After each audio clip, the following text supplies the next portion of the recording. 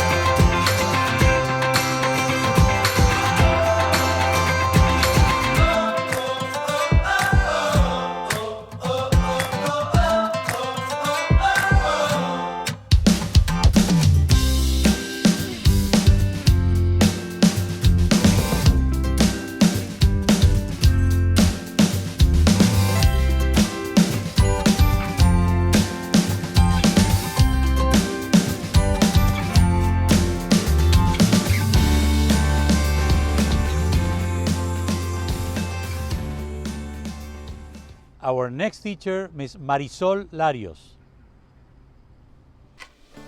Hemos llegado al final de otro año escolar. A pesar que ha sido un año diferente y hemos enfrentado desafíos, pruebas y tribulaciones, con mucho gusto puedo decir que hemos superado cada obstáculo, aún los que menos hemos esperado. Trabajando como equipo, padres, maestros y administración, logramos proteger y educar a cada uno de nuestros estudiantes en su máximo potencial. Pudimos satisfacer las necesidades de cada uno de los estudiantes y por eso estamos agradecidos. Quiero agradecer a todos los padres por ayudarnos a educar a los niños desde casa. Sin su apoyo no pudimos haberlo logrado. A ustedes, mis pequeños amiguitos, lograron adaptarse con éxito a una nueva forma de aprendizaje. De estar en el salón con la maestra, a estar en su casa y tenernos a nosotros, sus maestros, solamente en línea. De disfrutar de la compañía de sus compañeros en persona, a verlos solamente por su tableta. Ahora, a su tan corta edad, han aprendido que la vida puede cambiar repentinamente, de la noche a la mañana. Pero lo que nunca debe de cambiar es su entusiasmo, su alegría y sus ganas de querer seguir aprendiendo. Fue un placer poder ser su maestra este año escolar.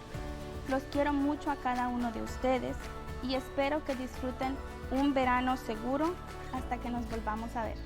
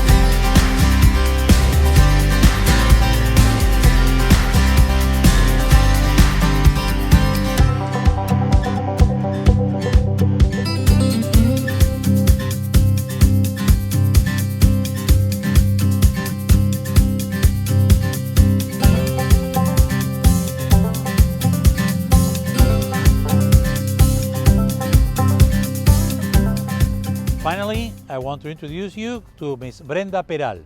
Thank you. Hola, estimados estudiantes y padres de familia. Quiero agradecerles por su apoyo y su cooperación durante este año escolar. Sin duda ha sido un año diferente, pero con mucho aprendizaje y alegrías. Quiero que sepan que a pesar de trabajar en línea, pude conocer bien y aprender más de cada uno de mis estudiantes. Tuvimos buenos momentos y también momentos en los que aprendimos a adaptarnos juntos. Deseo lo mejor para cada uno, para su futuro, y también espero poder verles el próximo año escolar y abrazarles. Recuerden que aún debemos de cuidarnos. Que tengan un feliz verano.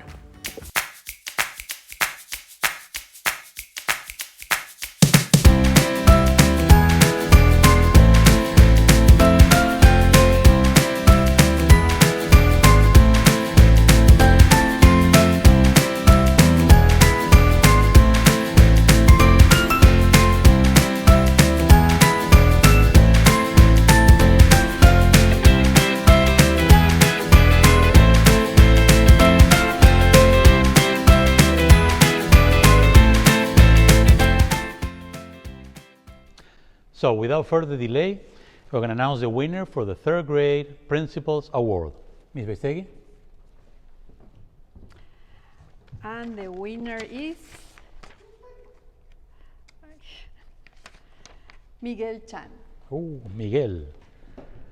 Lo felicito, Miguel. All right. ¿A la otra mano? All right. So without further delay, the other winner of the third grade Principals Award is, please, Ms. Bestegui. And the student is Ángel Sai. Lo felicito. Muy bien.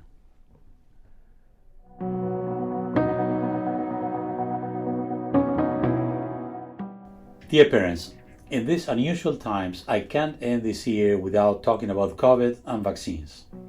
Since the first day of this pandemic, back in March 2020, I have informed you with scientific-based factual data. I sent you surveys, science articles, doctors' opinions, and everything I could get my attention to help you educate as much as possible so you could get an informed decision based on facts and data. I also said since day one, almost 1.5 years ago, that in my opinion the only thing that would give us a way out of the pandemic was a vaccine. We now have a vaccine, and another battle has started with people who, for no other reason than fear not sustained by millions of doctors worldwide who support the vaccine, have decided not to get it. All this time, and against every single argument I heard, I presented a solid science-based counter-argument. As of today, according to data collected by Bloomberg, the biggest vaccination campaign in history is underway. More than 1.84 billion doses of the vaccine have been administered in 176 countries. In the US alone, 294 million doses have been given so far. But I still hear people state that they want to see what happens before reaching a decision. The worst part of this is that if we don't get a higher number of vaccinated people, the virus has ample room to mutate, and we will see a higher rebound. Consequently, more people will get sick and more people will die unnecessarily. Furthermore, we're lucky to live in a country where vaccines are available.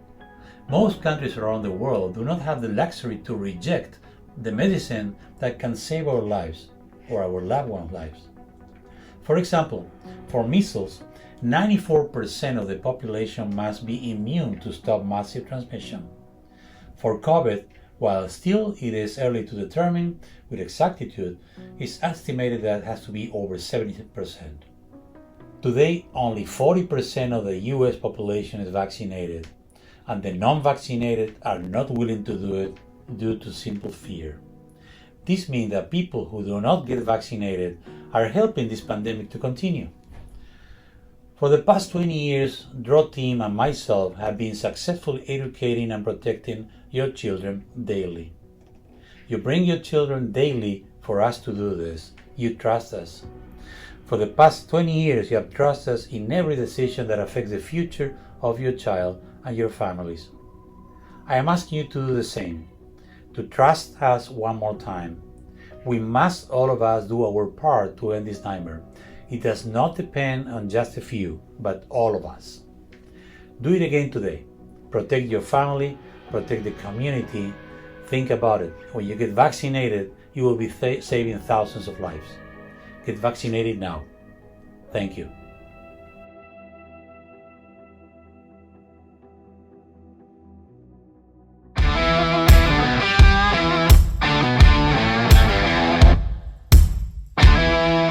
I'm a member. Are you? I got mine. How about you? Happy to be fully vaccinated. What about you? I'm helping you and me. Let's get back do to the normal. same. Vaccinate. I am a member. Are you? Hey, ya vacúnate. Okay? My vaccination record card. I am vaccinated. I'm proud to be a member too. And you? Yo ya me vacuné. Ahora te toca a ti. Vacúnate. I got my COVID shot. Did you? All you have to do is get vaccinated. A vacunarnos todos. Not afraid anymore. Get vaccinated. Yo tengo I mi did it. vacuna. And you? ¿Y tú? I am a member. Are you? I got my vaccine. How about you? Be dramatic. Just be safe. I'm a member. Are you? Ya me vacuné. ¿Y tú? Yes, Mom. ¿Y Lucy? You want a good advice? I got it. Get the vaccine. Will you? Protect yourself and your family. Join the 131 million people already fully vaccinated. Get vaccinated today. We're from the club. Are you? I'm a member. Are you?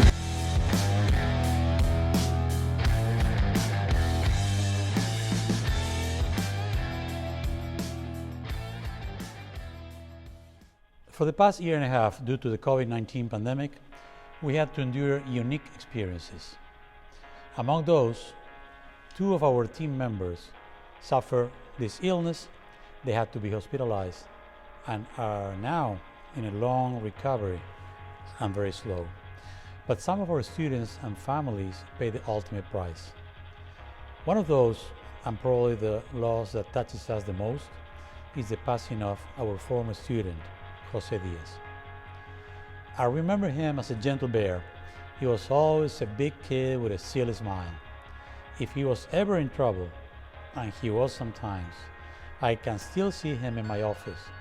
He will be apologetic and kind of clueless about what situation he has got into. It is funny that all of us remember him as Jose Diaz. He was never Jose or Mr. Diaz. He will always be remembered as Jose Diaz, always smiling and everyone's friend. Jose was by far not the fastest runner, but he was always there. He never missed a running event and was continuously trying his best.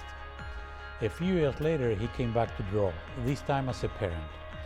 Out of his 4 children, he enrolled his oldest ones, Genesis and Adrian, both as sweet and always sharing a smile and a hug as I evoke Jose Diaz. A few weeks ago, Adrian came by the school holding a plush bear. Still smiling and silent, he gave it to me. Without saying a word, he pushed his belly, pressing a button, and I heard a recording of Jose's voice with a message of love to his son. He was not just the good kid we remember, but also a great parent. We lost a good one, and Jose Diaz will always be remembered by all of those touched by his gentle, mild, and warm character. Godspeed, Jose. We'll miss you. I want to remember one of my first students at Draw Academy. He was my student during 2 years, 4th and 5th grade. And the best story I remember is when I did his home visit. He was waiting for me in the balcony of his apartment, very well dressed, with a very nice dress, yellow, green and red, a perfect hairstyle. And he ran downstairs and walked me to his apartment, where Dad and Mom were waiting for me with juices, cookies. We had a very nice conversation. He was so happy and excited. And it was one of the best moments I spent with him. And then, a couple of years ago, he was in my office talking about one of his kids. I couldn't believe it. He was so emotional. I love that, and he will be always in my heart. The last time I saw Jose, I was on traffic control duty during dismissal. He was driving a red pickup truck, wearing his usual oversized black tee, and his signature Jose Diaz smile. He was always enthusiastically waving at me as he passed me by, and I remember thinking just how fast time flies. When I met him, I was one of the small kids, and he was one of the big kids at Draw. For years, Jose and I frequented this very stage for our end-of-the-year plays and traveled together for school running team. With a total of 350 students, it was impossible not to become friends with everybody. He was goofy, chatty, and always a lot of fun to be around. I will always remember him as the big bear he was. The big kid that always had a pencil on his right ear, and the person that radiated warmth and kindness. He was everybody's friend, and just like his children are now, will always be part of the Draw family.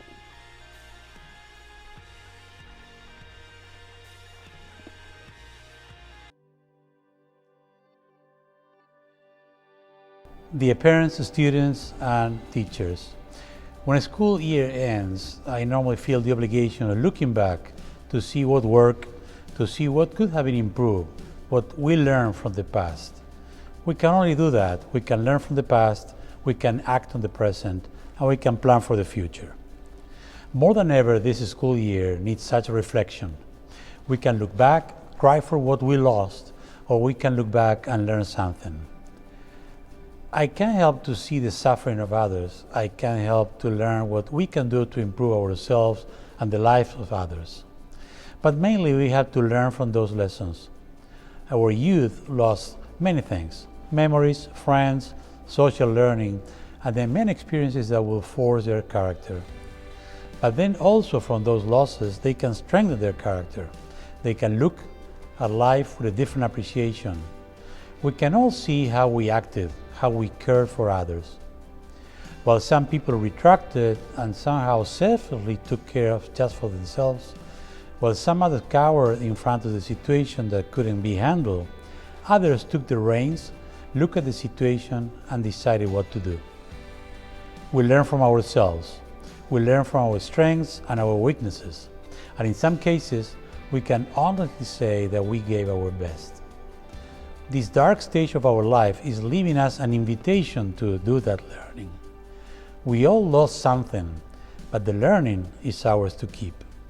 As such, I want everybody to reflect on this time, not with sadness, but as we read this page of the book of our history, to realize what we are, what we learn. And then, as with every lesson in life, we can simply become better prepared to change the things in which we have power and to accept those that we cannot. I want this reflection to serve a purpose. Whatever summarizes the lessons of this year that the Learner's Creed our students recite daily before working, I am asking our students to read again, to believe in themselves, to believe in what they can do to become better and to learn, to put in life the lessons from this time. For years, we have asked our children in school to recite that creed in the morning and in the afternoon at the end of the day to reflect those things that were under their power to fulfill the objectives in the morning. Now that we are rapidly and hopefully facing the dawn of a new day, away from this pandemic, this will definitely be a sad page of our book, but it also can be a valuable lesson from which we can understand the best and the worst of ourselves. Let's capitalize on that experience. Let's make our life and the life of others better. That's my desire for the new days of this life that we're facing. That's my desire for our children, that they will learn and they will become out of this stronger in soul and in character, that they will appreciate life in a better form, facing adversity in a better manner. And because of that, I need from every single person that is walking this road with us to believe in the school, to believe in themselves, to believe in what we are trying to do here. That in the midst of all this confusion, we learn to keep providing our best, to give our untiring efforts to simply improve the life of a child. Thank you, take care, and I will see you in August.